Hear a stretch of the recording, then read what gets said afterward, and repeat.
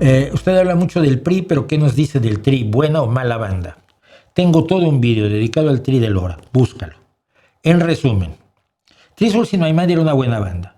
Cuando se separan y Lora no puede usar el nombre porque se lo queda el baterista, hace el TRI y procede a hacer lo siguiente. Primero que nada, creer que canta. Canta exactamente tan bien como yo soy saltador con pértiga. Soy campeón de salto con pértiga si Alex Lora canta. Segundo, toca el bajo por un poquito.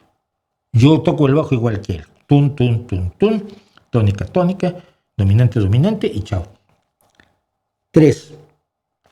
Se lanza sobre el mundo del rock a fusilarse lo que encuentra con una ametralladora y entonces se va fusilando canciones que lo hacen famoso, ¿no? Sobre todo a Neil Young. O sea, el tipo se ha dedicado a la fusilata cantabile Manon Tropo con una incapacidad musical extraordinaria. Siempre he dicho que tuvo dos grandes músicos. Uno es el Papayito, el saxofonista, que es mi amigo en Facebook, por cierto, pero que es un monstruo del saxofón y que ha tocado con los mejores grupos en México. Y el otro era el Wea, que es el armoniquero que tuvo durante una larga época y que el tipo es un genio absoluto de la armónica. Además es un hombre que tiene una historia tremenda, según tengo entendido. Pero fuera de esos dos músicos de primera que ha tenido, aquello no tiene ningún valor musical, ni lírico, ni letrístico.